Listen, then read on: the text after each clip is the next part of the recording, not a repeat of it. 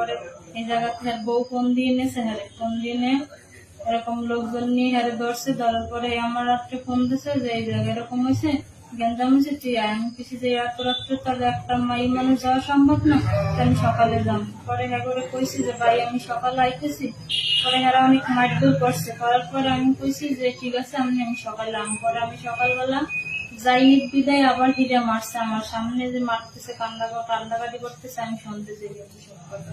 পরে আমি কইছি যে দেখেন আপনারা মাইরেন না, আমি আইতেছি। পরে আমি গেছি ওই জায়গাতে, গাড়ি নিয়ে গেছি। যাওয়ার পরে এগুলো কথাবার্তা কইছি, কথা কওয়ার পরে এরা মানে না, এরা টাকা খুঁজছে। আমি কইছি যে আমি তো টাকা পয়সা কিছু আনি না, জানছি তা আমার এটা মানে আমি জায়গা জমিনের লেগে যেটুকু আমার খরচ হয়ে গেছে, আমার 1 টাকাও নাই, আমি দিতে পারবো না, যেন ম্যানেজ করি, আপনারা এটা সমাধান করেন। করার পরে কথা কওয়ার পরে হ্যাঁ মানে যে আমার উপরে দিয়েও আমার সামনে পিড়ে, তারপরে পাড়াতে বলছে যে ভাই পিড়াইলে তো সমাধান হইতো না, যেমনি সমাধান হইব ওইটাই যেমনি করা লাগবো আমার।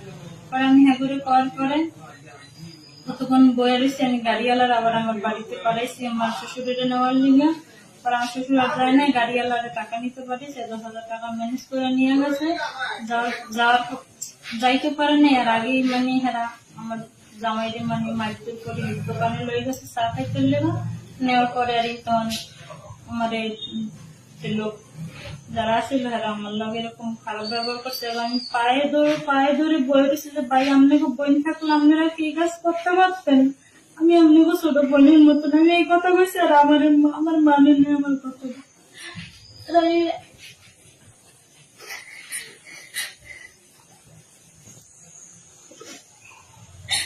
লোকটা এই যে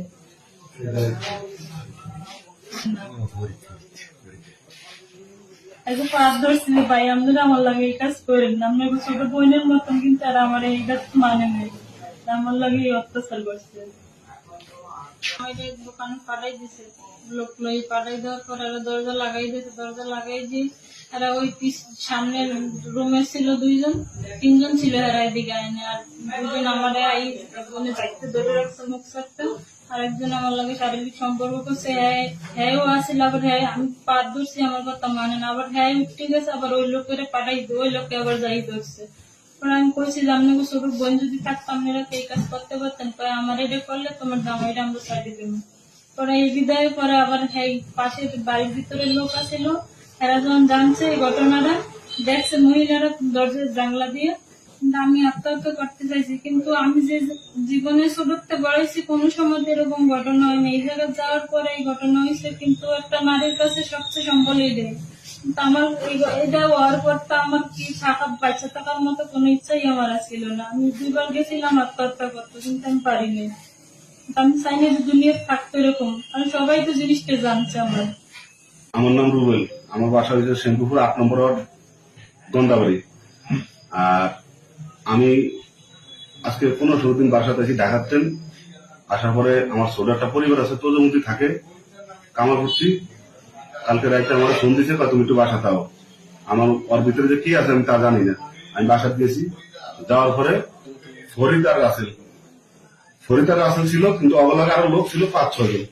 5-6 জন পরে আমি যাওয়ার পরে ভাত করে খাইতে বসি, ভাত খাইতেও জানি আমার খালি 8টা দয়ে আমার কথা হচ্ছে ছাড়ে আমার মাইলিশ কাজ মারার লগে আমার বলতে যায় তোর বউ ভাত খেয়ে বলে তুই 4 লাখ টাকা এখনই মুক্তি এনে দিবি। আমি তোর টাকা সম্ভব না আনাটা, আমার কাল সকাল পর্যন্ত টাইম দেন, আমার পরিবার আসুক, তাহলে আমার গার্জেন একজন আসুক, বা কোনো গার্জেন তুই এই রেখে টাকা এনে দিতে, আমি এই রেখে টাকা এনে দিতাম না।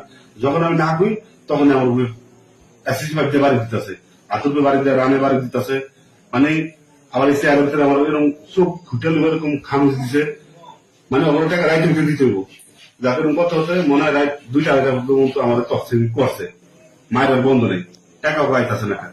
এটির পরে সকাল যখন হয়েছে তখন আমার পরিবারের ফোন দিছি, আমি ফোন দেওয়ানোর সাথে সাথে কথা আবার আমার আমি বাড়ি একবার 2জন মিলে ফরিদার রাসেল বাড়ি দেওয়ার পর আমার শিক্ষক শুনি আমার পরিবার কি হলো, একলা আয়া বললো।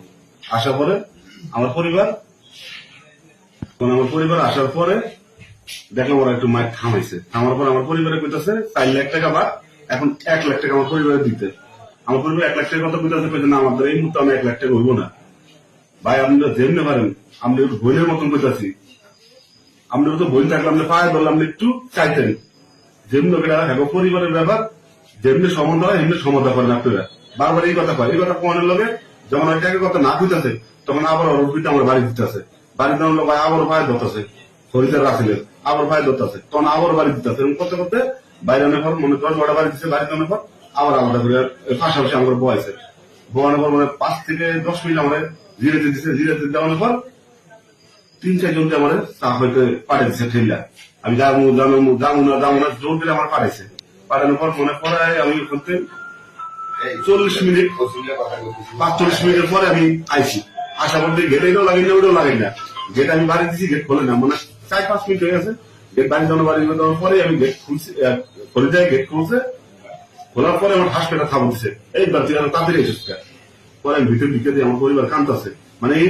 কান্দার লগে মহিলারা ওখানতে আমার পরিবার থামতেছে মা তুমি থামো আল্লাহ যা করবো তুমি থামো আল্লাহ তুমি মানে আরে মহিলারা বুঝতে আমাদের জন্য এই বাড়িতে আসার পরই কোনো কথা নেই বাড়তি নয় বারবার বাগানের দুধ দেয় গলা ধরে দিব বারবার বাগানের দুধ দেয় 2-3 বার দুধ দিচ্ছে অলরেডি গলা ধরে দেওয়ার জন্য পরে আমি শুনছি শোনার পরে আমি বলতেছি বল তো এটা দেমন এটা সুস্থ একটা বিচার কিভাবে পাইতে পারি আমরা গরিব মানুষ এই ব্যবস্থা করুন